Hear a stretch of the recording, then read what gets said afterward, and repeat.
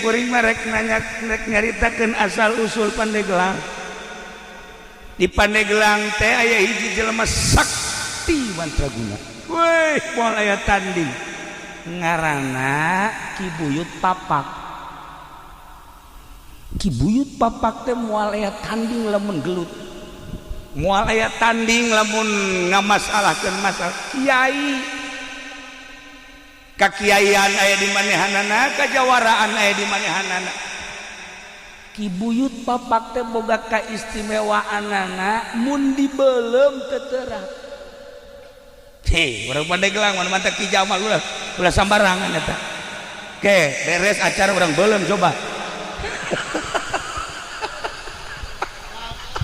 Moal teurat lah.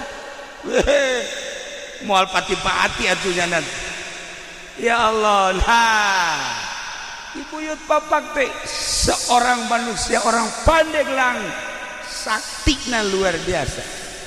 Kabelah dia eueuh tanding, masalah eueuh tanding, gelut eueuh tanding segala rupa, boga kamonesan, nyana leuleukeunnan, nyieun gelang. Tapi nyieun geulangna lain cara zaman kiwari. Belum sanggeus tadi belum diketrokanana make leungeun. Yehe, urang Pandeglang mah tulas sambarang. Make leungeun di luhur batu. Eta sanggeus tadi belum ditakolan dibentukeun gelang. Dibentukeun gelang. Sanggeusna dipek-prekan. Ternyata ieu teh horenganan kudu dikacaikeun.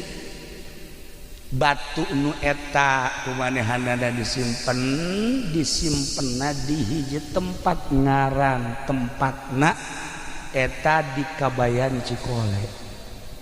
Ayalah kuari disebut Batu Ngamprak.